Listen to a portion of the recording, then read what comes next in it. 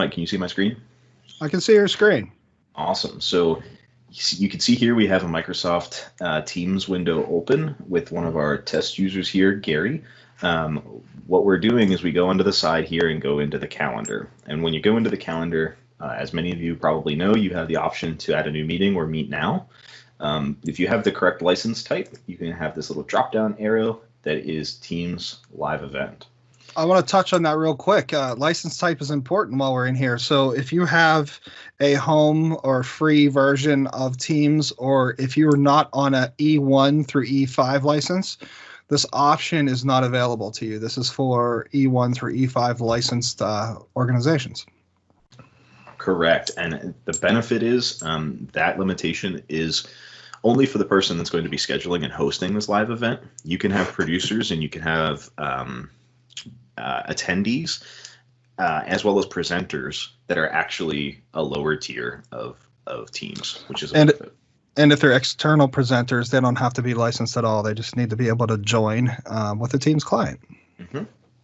So when we go into live event, you'll notice a number of options that don't necessarily come up when you're creating a normal Teams meeting. You'll see that you are setting up a live event. Notice that you're going to invite attendees after the fact, so keep that in mind. You don't have to add the attendees in the list like you normally would. So you'll give it a name.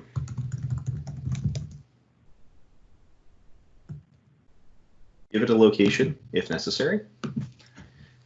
The location is important if you are doing this internally. So if you're, say, a larger organization and you want to get a all-hands meeting together, or once you get back to your offices, the one thing you want to do is put a location of where the event is streaming or occurring from. That way, if you're going to give an opportunity for a live audience, they'll know where the event's coming from. Again, it's not necessary. So then you give the basic information, start date and end date, start time and end time. Obviously, your time zone is important, and then any details you want to provide about the live event. Finally, on this screen, you want to invite the presenters. So I'm going to add another test account that I have here. Notice that this is an external account as well, so I'm adding a presenter that is external. Notice the organizer is obviously by default set to a producer. You can change them to a presenter. I'm going to add this external user as a presenter. So we have one of each type. When we go to the next screen, you'll notice a number of different options as well. So the live event permissions is super important. This is one of the security settings Michael was talking about. So the top option here is people and groups. Only the people and groups that you specified can watch that live event. So that would be the people that you're sending that to in the previous screen, as well as any people and groups you're going to share to here. Next, you have org-wide settings. So everyone in your organization can watch that live event. As Michael was saying, if you have an organizational event like a town hall meeting or a company meeting, this would be perfect for that. You won't have to actually add everybody or add an all group. Sign-in is required for this. Everybody in your tenant will have access to that event. It's worth noting that the top two options, there are three options for permissions, live event permissions. The top two options are based upon your organization's Active Directory and how you have them handled into groups. The last option, which you're going to talk about soon, is one where it does not have a dependency on your Active Directory, and that's public. Yes, so public is important when most of your organization, or most of your attendees, I should say, are outside of your organization. While you can have some people and groups in here that are external, they would have to be associated in your Active Directory, as a guest user.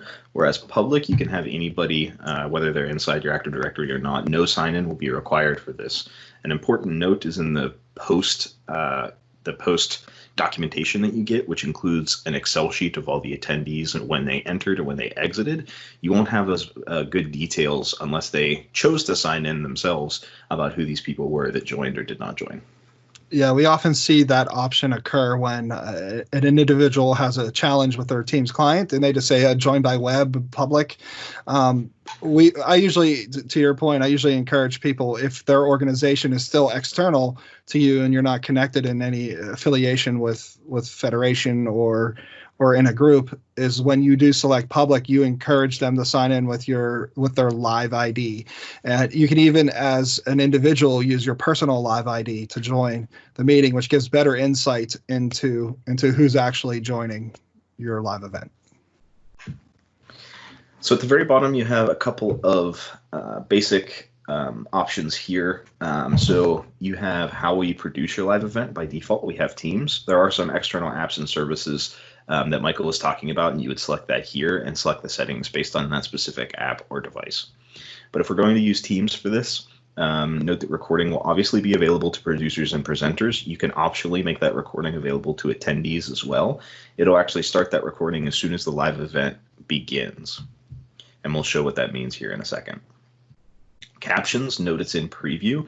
You can actually have live captions on your event, and you can translate that up to 6 different languages, but you can give the spoken language you select here, translate it to up to 6. Finally, this is what I was talking about earlier, the attendee engagement report. This will show when attendees actually joined and when they left, if they interacted, had any Q&As, etc. This report is really meaningful if everybody does sign in. So if you're using that last option, please try to ask people or encourage them if they can to sign in.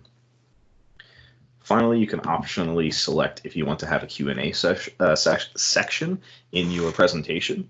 I always go ahead and check that to get some interaction from the end users, but you can turn that off if this really isn't a Q&A type session.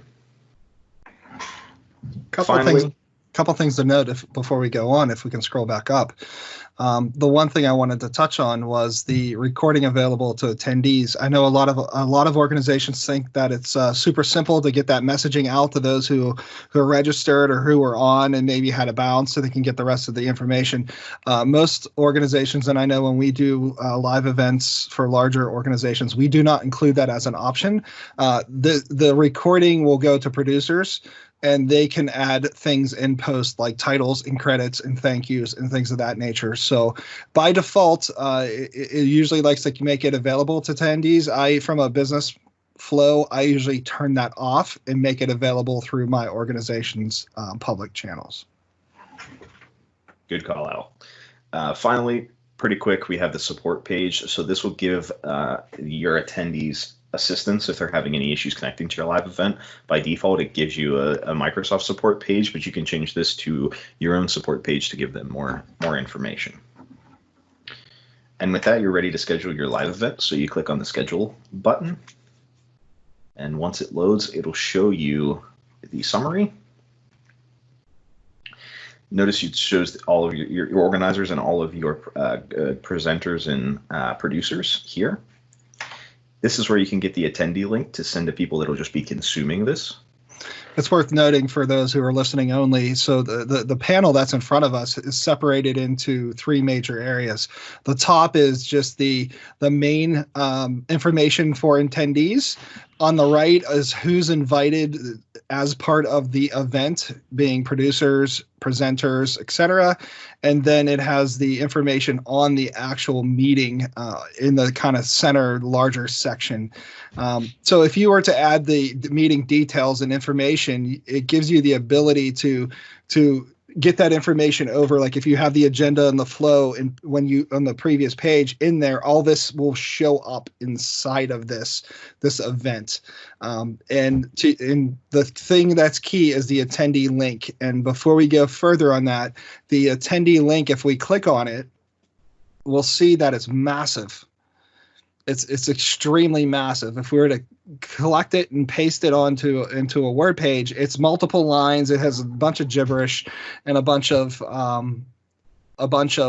numbers, letters. It just doesn't make sense to the average person, and we want to make sense of that. So you want to use a URL shortener as a best practice when you're doing these. I know we have a branded one for our organizations. Some organizations do have a branded URL shortener. You can use Bitly or something generic that's free. And here's a couple reasons why. Here, if you made this event up and something changed and you sent out that invitation to all your people, that we're looking at the Thank you. You paste that in. That's a rather long, specifically targeted to this meeting. If it changes, you're going to be sending out a bunch of more URLs, and it's going to get confusing, and your attendees are going to get annoyed. So one of the best practice things that we recommend is that you put it in a URL shortener. That way, the meeting can always change on the back end. Like, say you needed to redo this and just scrap it and start over because you forgot to put Q&A, or if you edit it and it just gets all messed up, you just go and recreate this link and go to your URL shortener and update that link. That way, from a forward facing perspective, those who are going to attend, it's transparent to them. They don't see it, and it makes things move a lot smoother for you. Awesome. So one thing I wanted to note is, as Michael said, especially for the listeners, after the invite attendees link that he was talking about and the invited users on the right-hand side, like a normal Teams, note that you have this vertical, or I should say horizontal line. Everything above that horizontal line is what you're going to put in your description. But what I want to call out is right above that horizontal line, it says, do not forward this invitation. Go to Microsoft Teams to invite additional people. That's critical, right? So after you create a normal meeting, forwarding that meeting around isn't a big deal. You could just add people to the meeting that way. Do not forward a Teams live event if you want to have other producers, other presenters, etc. You need to define what those people are going to be. So you'll have to edit that invite and actually add them into a role as a presenter or a producer. Otherwise, it's going to get kind of confusing in the background, and they're going to have issues connecting to the meeting. And then at the bottom, there's just a link to join that live event. So if we close this window and I switch over to the other user here, you can see that this presentation, this is actually a Mac machine, where, so you can see this works on both platforms. You can see that the invite was sent here, and I am going to be a presenter, and Gary here is going to be the producer and the organizer. So if I join as the presenter, you'll see that I kind of have to wait until Gary actually kicks off the event. Note that we are pre-live, and there's not much I can do from this perspective. It looks pretty much like a normal Teams meeting at this point, with the little exception of show Q&A. But obviously, there's not going to be anything here yet because we're in pre-live, and I'll show you what that means once we actually go live.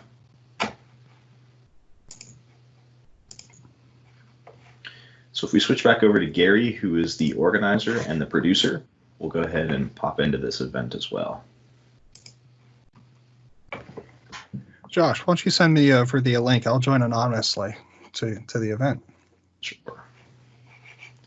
I'll do it after I start to show if you want to do that after the fact. So as we join as a producer here, you'll see a little bit of a different window. Okay, I'm not going to turn any of this on right now. So note that you have a whole different look, and for the listeners, I'm going to do the best to describe it as best I can here. So instead of having a content screen where you see somebody's face or you see somebody's screen share, you see really three main sections. On the left, you have what's called a queue. So this is going to be what is going to be available for putting live next. This is a super handy feature. So on the very bottom, you have your I like to call it just the dashboard, or a list of everybody that you have in the meeting. That can be presenters and obviously you as well, and all of their content if they're screen sharing or doing any content sharing. You have the ability to share your own screen here if you're going to be the moderator as well as maybe the slide advancer. And you have the ability to mute everyone as well. So as I mentioned, everybody in the event that is a presenter is always able to talk to the crowd once you're live. So if they're walked away, they're not actually live, and they forgot to mute their mic, you can mute them here as well. And then finally, we have live event. And on the right-hand side, that is what's going live right now. If something's in yellow, that means it's pre-live. And once it turns red, that means that content is being shared, that window is being shared, that person's video is being shared.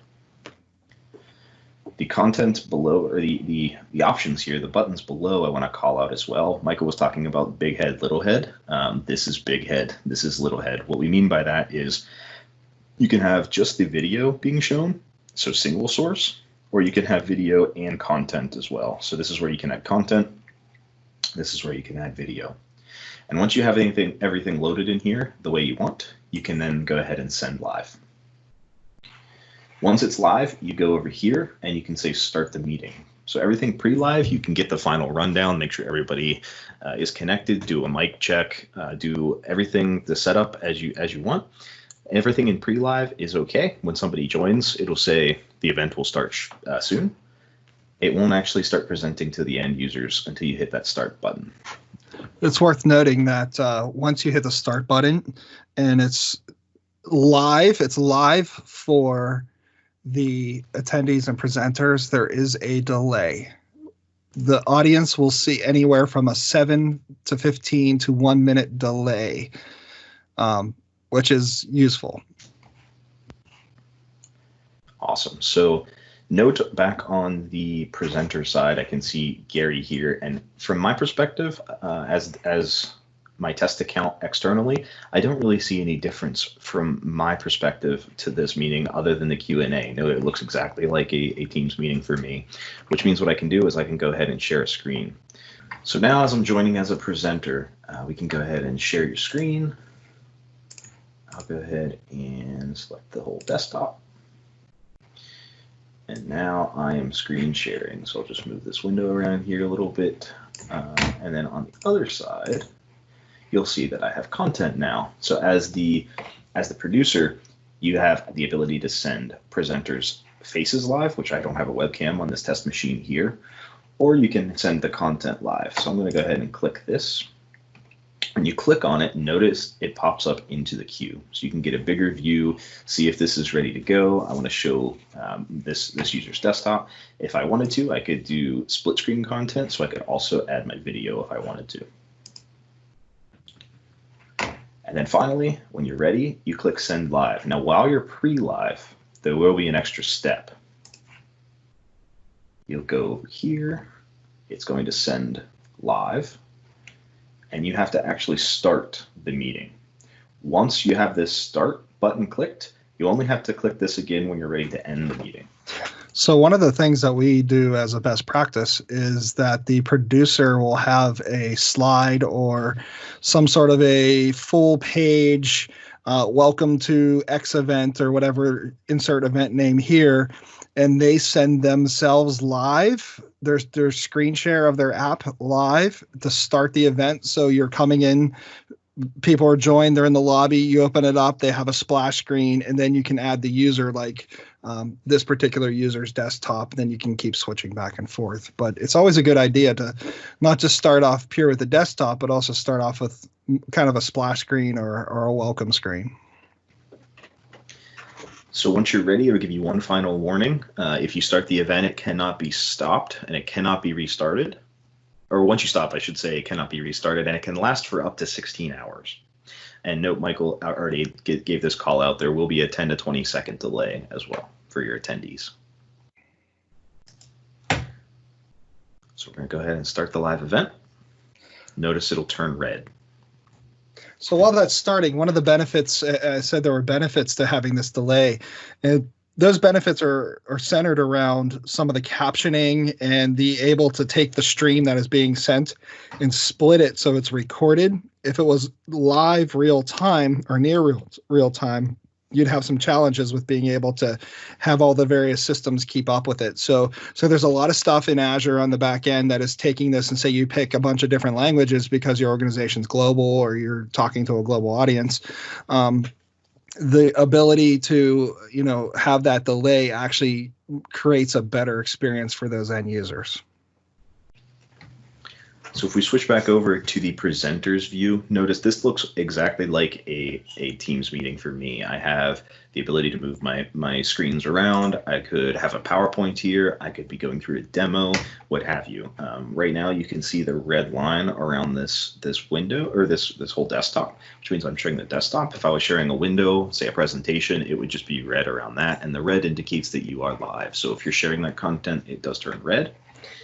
And if I go back to the producer's view, you can see now I have the ability to select other content, other presenters, what have you.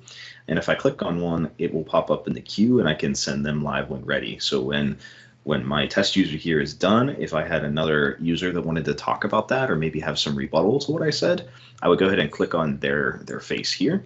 It would pop up here once they're situated and the live stream has ended. His speech is over, his presentation's done, what have you. You go ahead and click send live to replace the current live with what's in the queue. And while this is going on, keep in mind that the moderator, the presenters, as well as the producers have the ability to show the Q&A.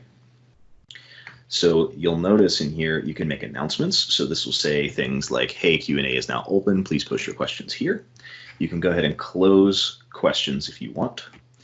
This new section will show all of the questions that are being filtered in, and you can kind of review those and make sure they're appropriate or on topic. And you can go ahead and publish either all or select questions you want into published to have others interact with that. And I think it is worth noting, I'm going to go ahead and make a test announcement here.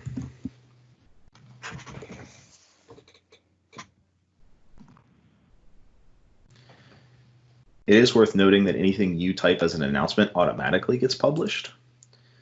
And you can have a reply string on here as well, so people can thumb up the event or the question, and you can also reply to it. So you can have some back and forth in your questions as well, which is why it's really helpful to have a moderator go through these questions. Finally, in the dismissed section, if there's any questions that are deemed inappropriate or not on topic or what have you, or you just don't want to answer them during this particular live event, it'll be listed here so the moderator can go through and see if you made a mistake in dismissing a question or have a list of the questions that were asked that aren't going to be addressed.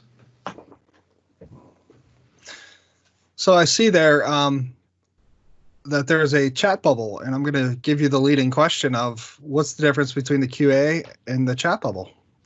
Yes, so the chat is important. Chat is for the presenters and the producers, as well as anybody that is internal to that meeting that was specifically added when I created that live event. You can chat back and forth saying things like, hey, you're having kind of static issues, or I'm not ready to go live yet, switch to the next person, and kind of internal meeting chats to make sure the event runs smoothly.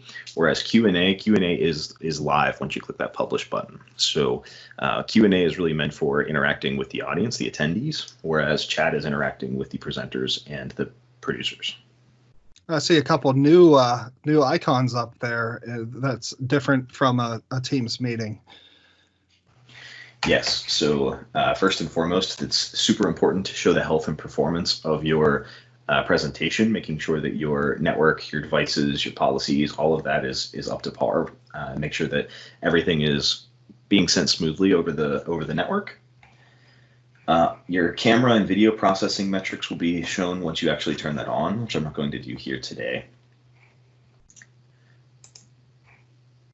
Here we have the Q&A. Here, like normal, we have meeting notes. So if you wanted to take notes throughout this meeting, you can go ahead and do that. And you can publish that after the fact for your attendees. This is pretty familiar. You can show the people that are invited to this meeting or add new people in here. This is where you would want to add somebody as another presenter or another producer rather than forwarding the meeting.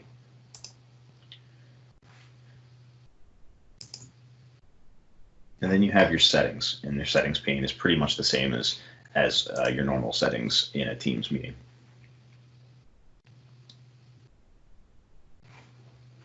Any other questions, Mike, before we go ahead and show what happens when I end a meeting? No, I just like the fact that it's so seamless from a end user perspective. There's more of a disruption or burden, and I say burden not in a bad way, but from a level of effort onto producers and have an understanding of how it operates. So your events, you don't have to have your presenters worrying about what do I have to do? Do I have to do stuff differently? It's all dialed in and tight, and the information you get is fantastic. The only other thing that I do want to call out is like from a producer perspective, having information at your fingertips is critical. So if you have a timeline and you have a presenter who's maybe running a little bit long, and having that running stopwatch on screen as a presenter is key. So if you look in the upper left-hand corner, you'll see that time is elapsing. It'll tell you the name of the presentation, the time, and how many people are watching it live. And you'll see that number bounce and fluctuate. Sometimes if, key things to look at is when it first starts, you'll see like quick ramp ups. And then shortly after it starts, you might see a couple people drop off because of whatever reason. Maybe the session's not what they thought it was, or it's they had a distraction that called them away. But then you'll see towards the end, you'll see your attendees start to drop off. So having that quick visibility of how many people are there and how much time is going by is important. Awesome. So one other thing I'm going to demo before I go ahead and end the meeting here today. Oops, I have so many Teams meetings open right now. If you go ahead and stop the screen share on the presenter side, it'll go back to normal where you can see all of the producers and presenters. And if I go back to here, notice when every person has their video off or is not live and there is no shared content, the audience will see a message like this one, which says the live event will continue in a moment. Notice that you can still hear the interaction of the presenters and the producers, but there's nothing being shared visibly to the people at this point. So if you see this, that means that no content is being shared, and that's normally a bad thing. You at least want to have some sort of splash screen on deck, maybe your own desktop being shared, that it gives something a little bit more user-friendly than just this live event will continue in a moment. And then finally, when we go ahead and end this meeting, be cautious of this button. Make sure you really want to end it because there's no going back after you click this end live event. And due to the 10 to 20 second delay, there'll be 10 to 20 seconds left of content, and then the live event will be over. So notice. It's also worth noting that once the button is pushed by a producer to end the event, any producer can end the event. That's worth noting. We say that with great caution that button should be avoided unless you truly want to end it. The thing that's worth noting is that there's a lot of times organizations want to do a debrief once it's over. So what we usually do is before the event button is pushed, we schedule it for the time that the audience will see it, but we tell people to join a little early and also stay a little bit later. So if your run time is 20 minutes and you get done at 20 minutes, after that button's pushed, all the presenters and all the producers in the panel below, it's almost like a heads up display below for the producers. Everybody, if you're still connected, you can talk and say, okay, that was a great session. We're going to thank you all, like personal thank yous, not like the presentation thank yous.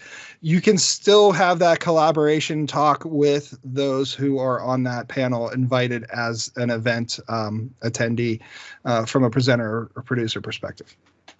Yep, and that was exactly what I was going to say as well. I was just going to talk about that button up here changing from pre-live to live to now ended.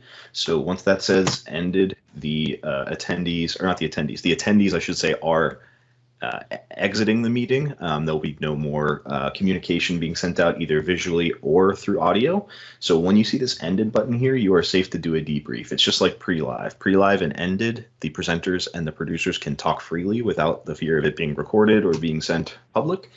Only that when that is read and it says live, all audio and this box on the right is going to be sent live. So that's a great start to get organizations into live events. The one thing I want to call out is that people often wonder where their recording is at. So if you want to get to the recording, you want to get to the user metrics, you want to get to those things as the final bit to this, you would be able to obtain that through your meeting. So if you go to calendar and go to the meeting, you open up the meeting, you'll see that there'll be an option in there once it's available to get those metrics from users or get those transcript if you have that happening. And you'll have the arrow downloads for getting a Q&A report and pull the recording down, and you can put it in post and add your bumpers and what have you. It's a great way to kind of wrap it all up. The one thing I say is if you do have very long presentations and very long things that you don't want to store a lot of that in your tenant, you want to download all that stuff, and you have the option to delete them all, so that's not counting against your quotas for storage. Yes, and one other thing to keep in mind is under the transcript options, it's just English right now, but if I would have selected other languages when I was setting up the event, the translations for those languages would be included for download as well. And as the attendee, if you have the attendee, they will not be able to get these options by default. But as a presenter, you can see what options I have here as well. So notice these are my live event resources as a presenter. And here are my options as a producer.